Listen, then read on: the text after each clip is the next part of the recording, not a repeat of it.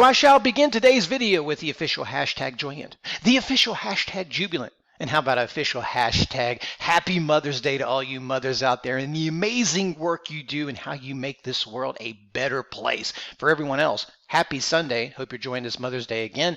Hope you're doing well wherever you are. Welcome to this video where my promise and guarantee has always been to take a grope in the murkiness, try to make some sense out of the stock market and other investment ideas. And when it's all said and done, I hope I was able to shed some knowledge your way that makes you a little bit more money before the week is over with. Now, we got a lot of stuff we're going to talk about, but first, how about a little small, tiny, I'm going to try to keep it small, but a small rant. It's obvious that bubbles are busting everywhere.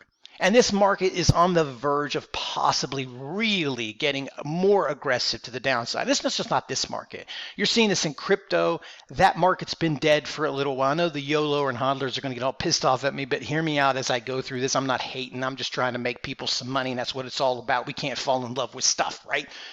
And you're starting to see signs of the real estate market cracking just a tad. Now, these things come at you fast, and we're going to talk about it, but here's what I want to set the tone for it. Unlike many other people who have just become new to trading and decided the blind leading the blind, experience matters. And I want to tell you one thing, and I mean this serious to you guys, and I'm not trying to be an ass here. I'm just trying to help people and share experience because it does matter. These, my friends, these are the best times for you to get aggressive. Now's the time to get aggressive. This whole hodler YOLO buying stuff at all-time highs is stupidity. It never works. It's not a long-term solution. As Warren Buffett would say, buy when there's blood on the streets. Now there's a trickle, a little small like paper cut of blood, but it's about to get a little bit worse, I think. But now is not the time for us to be conservative. Now is not the time for us to make excuses and worry about what we did in the past.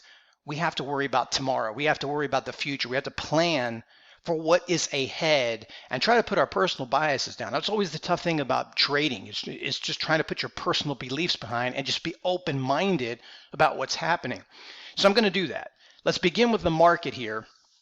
And even though the tone is very, very bearish, every rally has been getting stuffed. I mean, look, it was just so classic. I hope you guys aren't doing this. And if you are, I'm not throwing shade in your direction. Just learn from it, okay? Levels matter. That's what this whole thing is about. These pockets of liquidity where business is going to be done or not be done. I mean, look, there's just no reason to be buying up in here on a Friday. Made no sense at all, and everybody that attempted to do that got stuffed. Just as it was silly, which I had mentioned on Twitter, it's dumb to be selling into this if you're already holding long, especially when you're coming into such a big time level of support. But let's get down to it. I'll give the market credit here. It is still clinging to that 4,100 spot. I mean, it barely, but it is holding. So this has to be the number moving forward this week. If we move below that, you're probably going to start seeing more aggressive selling, more unwinding. Now, still, there's a chance this becomes the low for the short term. I'm not going to rule that out. I don't feel that's the way, but again, I don't trade off of my biases. I trade based off of price action. And to the market's credit, it's still holding this. Now, if we go back and we look at a week in review, it appeared as if after the Fed meeting, this market wanted to rally again. If you remember the video I did that day, I said, please, whatever you do, don't buy into this rally early. Let it settle in. Let it digest what happened after the Fed. Don't chase this rally. You cannot chase, as the saying goes, you chase, you die. If you did, you got smoked. And a lot of these stocks, a lot of these investments have done the same thing. If you get hypnotized by those green candles, you're going to get smoked or cheesed, barbecued, whatever you want to call it. Nasty 2-day sell-off. I mean, and here's the way I'm looking at it. I'm just looking at it as it is and it's real. This was an opportunity for the market to rally. And the Fed follows this up, giving it the boost that it needs. The next day, it's all gone. So as you sit here, you have to ask yourself, what is going to be the catalyst to start pointing us up? I mean, maybe you get a bounce here and there. Maybe this market's just holding on to this for dear life, just for the sake of holding on to it because it's technicals. Maybe algos kept it alive on Friday. But still, what would be the case for a long-term rally here? We've got a lot of complications. The Fed had supported the market for so long. There was so much free money, and this is the consequences. Now we've got to pay it back. How much? Who knows? Will we go 20%, maybe 25, 30? I don't know. I don't think it's done here. But doesn't mean we can't rally. Keep your eyes on this. Any closes underneath of this is not good for longs. It's not a time to be long there. If you get some stability early, there could be some upward momentum here. But if you buy something, I would suggest and just recommend keep a shelf life on it. Everything is in rental mode right now when it comes to trading. You're more of a trader now, and some of these stocks are not quite investment ready. Even if you think they're good, they still haven't found bottoms, and some of them may not, because we talked about them in the shops, the Netflixes, Roku's, right, ZM. These things have fallen 60 to 70%, and they're still going lower. Now, if we look at crypto, like I said last week, crypto is not the asset that I had thought it would be. And what I had said was that I felt that what happened between Russia, Ukraine, the banking, the whole issue there, I felt that was a good excuse, if nonetheless, for crypto. It would add that something outside of fiat money, why people own it, the ultimate rebellion asset. But it hasn't done that. In fact, it just keeps going lower and lower and lower and lower. It's becoming more and more irrelevant here at this point. Now, maybe that's not the long-term answer here, and it will probably rally at some other point. But I don't care what your views are on this. Right now, the answer based on the price action, again, I have crypto, so I would love to see this at 200,000. Don't get me wrong. I'm not a hater of the stuff. I'm just going to shoot it to you straight here. It's a risk on asset. If the market's going down, so is this. If the market's going up, so is this. I mean, it started going down the moment growth stocks, like this looks like a chart of Netflix, right? Or the NASDAQ. Like, there's not much difference. So what's the difference between the NASDAQ chart and this chart? It's an asset, right? And it's a risk-on asset, and there's not a risk-on market. Can't see the reasonings. What's going to be the reasoning for this to be a catalyst? Where's the catalyst for this? It's not here. Maybe one will emerge, but right now, it's not. And that goes for other assets here. We don't have real estate charts, but you're going to see a longer-term correction, perhaps moving ourselves into a recession. I mean, why wouldn't we? This stuff that happened from COVID was a unique, once-in-a-generational event. At least we hope we don't see anything like COVID anymore. I'm not going to go elaborate long about this, but put it together, guys. And what I want everyone to know here as I speak these words, life itself is about price, right? Let me take a sidetrack here. Life itself is about price, right? The world is always about value and price. Do you feel like you're getting value for the price that you're paying? And every asset, whether it's a supermarket, a gasoline market, a stock market, it's all the same in the terms of the eyes of people, right? This is where we overcomplicate investing. Prices rise. What do? You can handle it for a little while, right?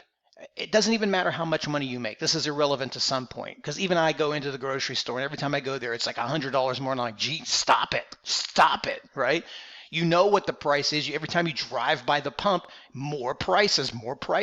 At some point, everybody just gets pissed. Some people tap out early because they don't have the money. Then others just start, okay, well, I got to hurry up, and they FOMO, driving the prices up. Then it gets to the point where even if you want it, I can't afford it. You're going to tap out at some point. You either refuse to pay these prices, or you're just not going to have the money. This is where supply and demand just shifts itself, right? So like for the real estate market, this is one, I'm going to probably do a video of this later in the weekend. But everybody's, there's short supply. Real estate always have a short supply. Sure. But at some point, no one can afford the supply. I mean, everybody's getting priced out of something like that. You can't sustain prices that move that quickly. You can't do it in a real estate market. You can't do it in a stock market. You can't do it in a crypto market. Look at every chart that gets ahead of itself. It's always corrected. Now, that doesn't mean what I'm saying or suggesting is life is all about patience. Be patient, pick your spots. Pricing always is important. Your entry level in something. Again, that doesn't mean, like, let's say, for example, a house. If you bought it now, would you make money on it in 10 years? Probably. But why overpay six figures for it now when probably in 6 months to a year, you'll be able to get exactly what you want for cheap? To each their own, right? So let's move on and talk about some independent trading opportunities for this week. I'm going to say just about every bigger board stock is not a buy yet. Oh, maybe for a trade. You had AMD coming out of earnings. It interests me. Profits are up, but still, just because profits are up, just because it's good, just because everything they have is in high demand, no one's buying it, right? It still isn't a buy. And this is what I keep trying to translate through this. And maybe some of you have gotten it. Maybe someone like, shut up, man. You don't know what you're talking about. YOLO, diamond hands.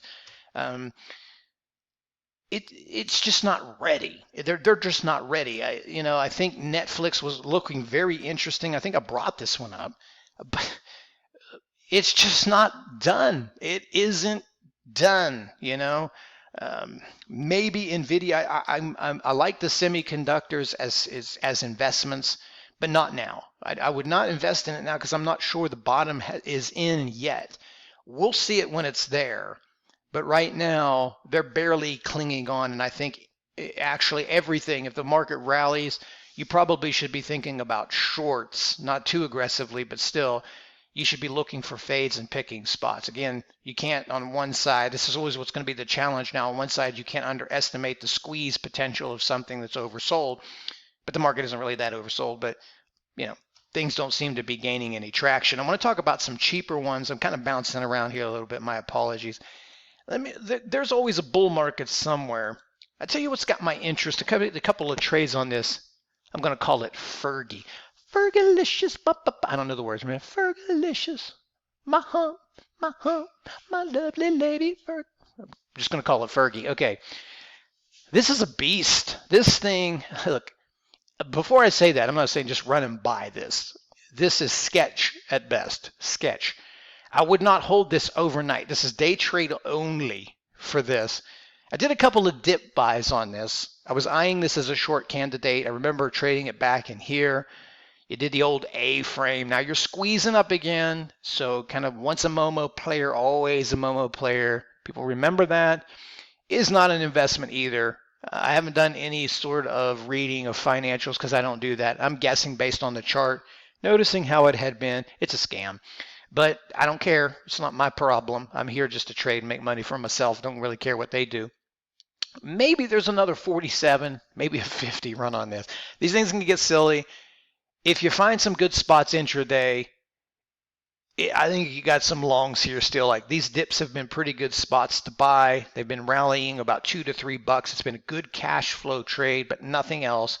And I think once it fatigues for you short sellers, those like myself, they'll like shorting these penny stocks.